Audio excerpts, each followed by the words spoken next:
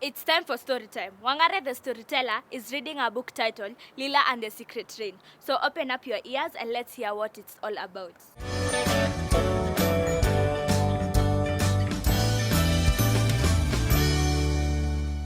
Hello, my little friends. How are you today? Well, welcome to today's story time. Of course, my name is Wangare the storyteller, and our book today is Lila and the Secret of the Rain.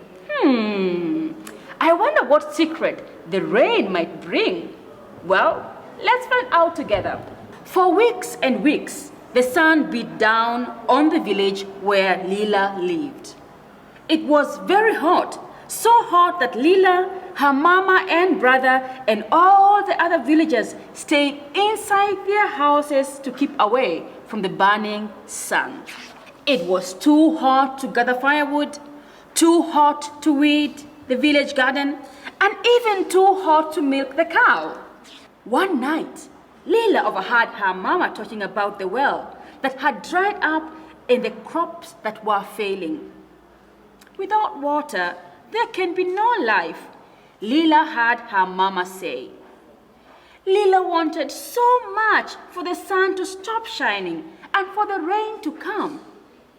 But the sun did not stop shining and the rain did not come.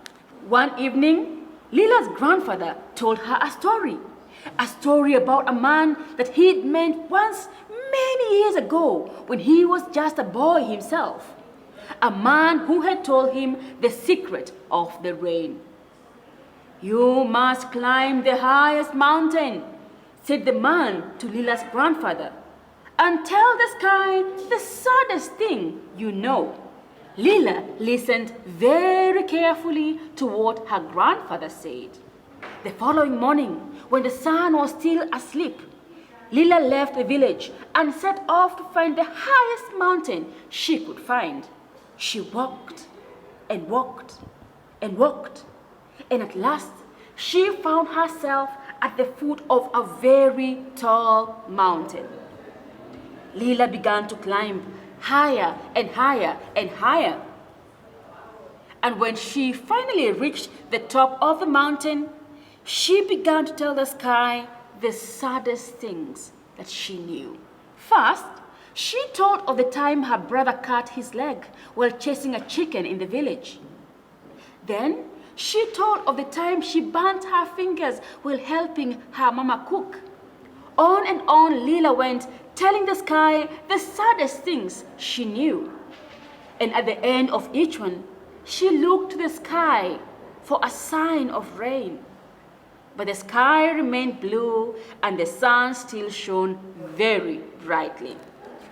Lila began to cry. "What can I do?" she said to the sky. "It is too hot to collect firewood, too hot to weed the village garden, and too hot to milk the cow. The well is too dry, and the crops are failing. Without crops, there will be no food. Without food, the people in the village will become sick. And without water, there is no life." Everything on the mountain was silent. Nothing could be heard except the sound of Lila weeping. Then a breeze began to blow, and the dust around Lila's feet began to dance.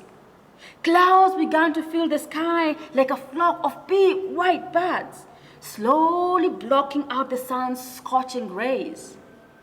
The clouds grew darker and darker, filling with Lila's sadness, until the sky was black with emotion.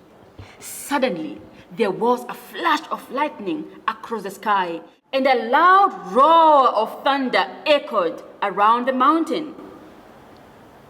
Lila felt the gentle touch of a raindrop on her foot, then another, and another, and another, until the ground was awash with the tears of the rain.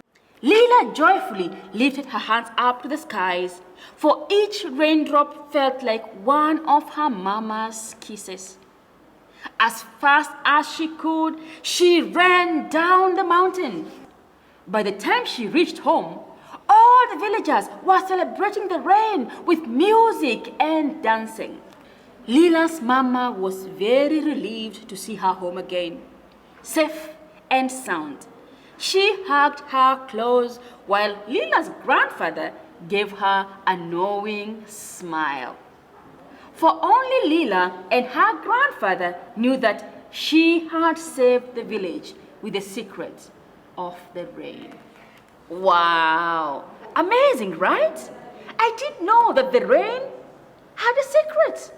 And can you imagine just how many secrets we can find in all the stories that we can read, stories that we can write, and stories that we can hear?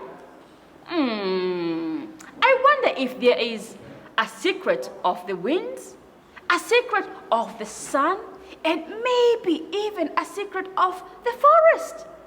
Wow, like I always say, the library is one of the richest places because you find all kinds of books, all kinds of stories, and all kinds of secrets, just like our secret today.